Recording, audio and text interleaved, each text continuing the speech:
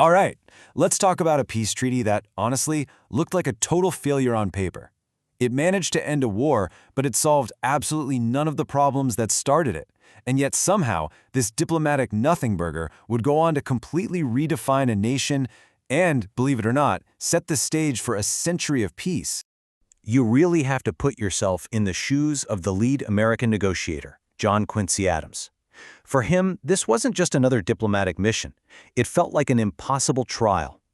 As he sailed for Europe, he wrote in his diary that the task seemed completely hopeless, a burden so heavy that he felt his only shot was, well, a miracle. He was heading straight into the storm. So to really get why Adams felt this way, you have to understand a pretty fundamental truth. The United States and Great Britain, they weren't even fighting the same war in their own heads. For the very young United States, the War of 1812 was like a second war for independence. It was all about national honor, you know? It was about the rights of its sailors who were being snatched and forced into the Royal Navy. It was about its right to trade freely. But for the massive British Empire, this was just a sideshow, a really annoying distraction from the real fight, the massive continent-spanning war against Napoleon Bonaparte. Their eyes weren't on Washington, they were on Vienna and figuring out the future of Europe. Okay, so how did this total clash of perspectives actually play out when they got in the room? Well, let's just say the American team sent to make peace was anything but a team. President James Madison basically assembled a political all-star team. You had the super experienced diplomat John Quincy Adams, the fiery war hawk Henry Clay, and the brilliant moderator Albert Gallatin. The hope was that this mix of personalities would create a strong, united front. The reality was a lot more complicated. Instead of unity, you had constant friction. Adams, who was supposed to be the senior diplomat, felt like he was being overruled at every turn. He was constantly complaining in his diary that his own colleagues would just debate him into the ground and gang up on him. Imagine feeling that powerless, thousands of miles from home. And here's where you really see the power imbalance. The Americans were this chaotic, squabbling committee trying to figure things out for themselves. The British delegates, they were basically a telegraph service. They weren't there to negotiate. They were there to relay their government's position and wait for new instructions from London. That's it. So here's the kicker. When the two sides finally sit down in August of 1814, the British, who are feeling pretty good after some major victories against Napoleon, they come in with a set of demands that are just absolutely stunning. Let's be clear, this wasn't a negotiation. It was a dictation. Britain demanded that the United States carve out a huge piece of its own territory, basically the future Midwest, to create a permanent sovereign Native American nation. This would act as a buffer for Canada. They also demanded total military control of the Great Lakes and wanted to redraw the border with Maine. They were literally demanding that America shrink. Now, for this demand about the Indian state, the British used a very specific and very powerful Latin phrase, sine qua non. As you can see, it means without which, nothing. In the world of diplomacy, this is the ultimate red line. It's not a suggestion, it's not a bargaining chip, it's a non-negotiable take-it-or-leave-it deal-breaker. The American team was, to put it mildly, appalled. They were floored. They saw these demands as a complete insult to their country's existence.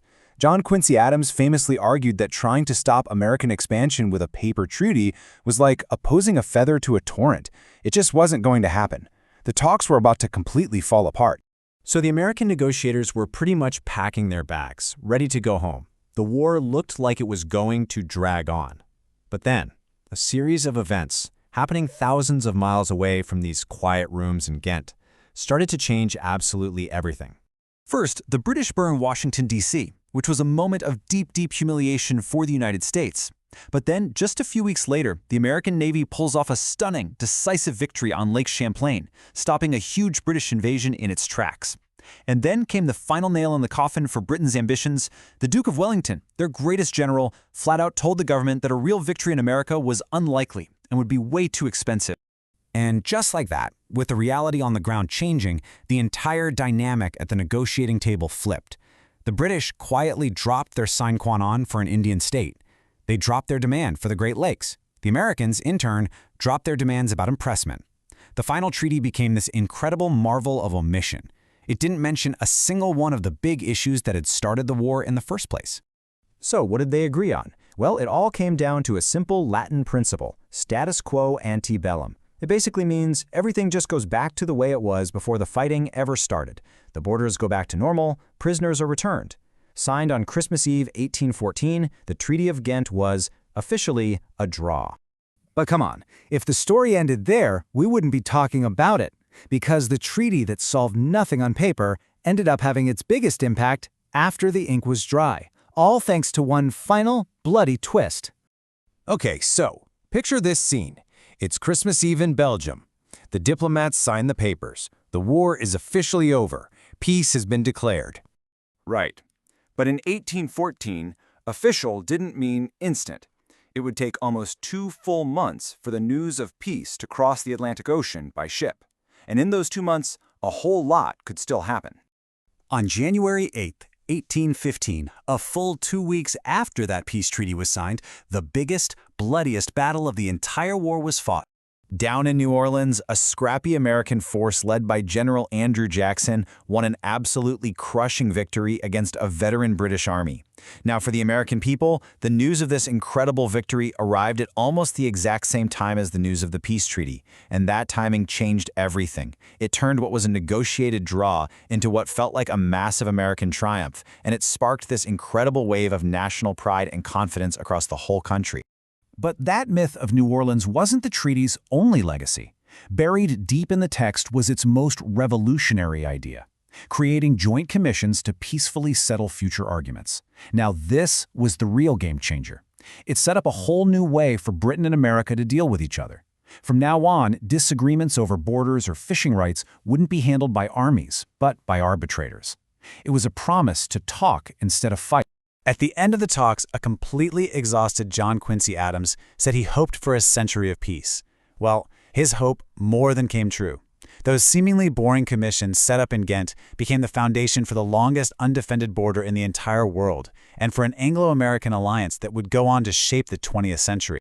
So this leaves us with this fascinating question, right? How can a treaty that on its face solved nothing become such a landmark for peace? Maybe the real victory wasn't in the terms written on the paper, but in the sheer exhaustion of both sides. It just goes to show that sometimes the most lasting peace isn't built on grand victories, but on the simple shared decision to just stop fighting.